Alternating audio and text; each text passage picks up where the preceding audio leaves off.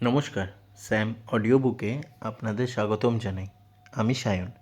আমাদের আজকের গল্প ওই দরজাটা খুলবে না। গল্পটি লিখেছি আমি, সায়ন। গল্প পাঠে এবং বিভিন্ন চরিত্রে আমি সায়ন। শুরু হচ্ছে আমাদের আজকের গল্প, ওই দরজাটা খুলবে না।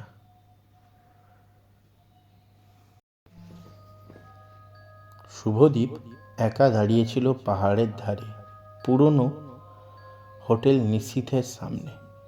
জায়গাটা বহু বছর ধরে বন্ধ, কিন্তু সস্তায় থাকার জন্য সে ঝুঁকি নিয়েছিল। হোটেলের কেয়ারটেকার বৃদ্ধ লোকটা বলল, রুমটা 13 খালি আছে, কিন্তু রাত 12টার পর দরজা খুলবেন না স্যার। শুভদীপ হেসে উড়িয়ে দিল। রাত 12টা বাজতেই দরজায় ধীরে ধীরে টোকা শব্দ শুরু হলো।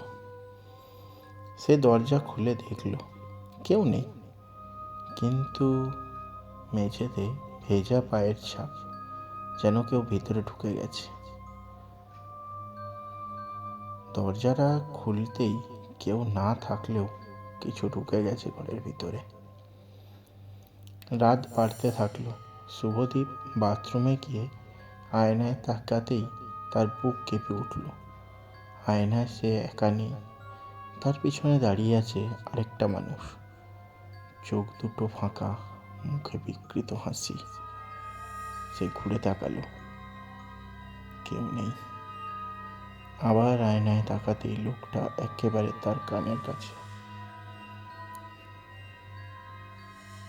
শুভদীপ নিচে নেমে কেয়ারটেকারকে খুঁজতে গেল।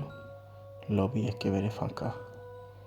রেজিস্টার খুলে সে নিজের নাম খুঁজল, কিন্তু তার নাম নেই, বরং 10 বছর আগে লেখা একটা নাম, শুভদীপ মিত্র। Room 13 missing. তার মাথা ঘুরে গেল। ভয় কাঁপতে কাঁপতে শুভদীপ রুম 13-এ ফিরে এলো। দরজাটা এবার নিজে থেকেই বন্ধ হয়ে গেল। হঠাৎ দেওয়ালে একটা লুকোনো দরজা খুলে পেল। ভেতরে একটা অন্ধকার ঘর, আর সেখানে ঝুলছে একটা কঙ্কাল। তার গলায় ঝোলানো সাইনে লেখা, শুভদীপ মিত্র।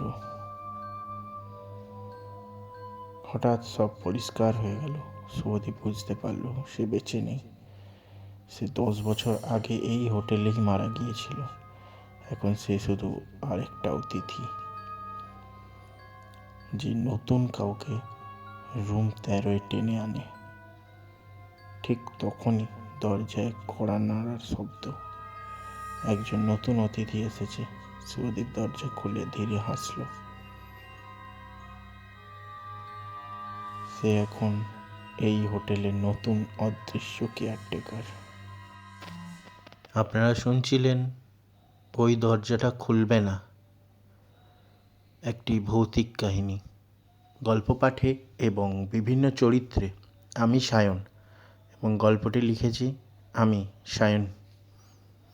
আপনাদের গল্পটি কেমন লাগলো অবশ্যই কমেন্ট করে জানাবেন। আর এই রকম আরও গল্প পেতে আমাদের চ্যানেলটি সাবস্ক্রাইব করে পাশে থাকা বেল আইকনটি প্রেস করে দেবেন, যাতে যখনই আমরা নতুন গল্প আপলোড করব সবার আগে আপনাদের কাছে এসে পৌঁছয়। আর যদি আপনাদের কাছে কোনো গল্প থেকে থাকে, আমাদের সাথে যোগাযোগ করুন।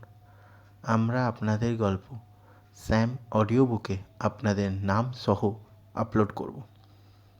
তাহলে আজকে এখানেই শেষ করলাম।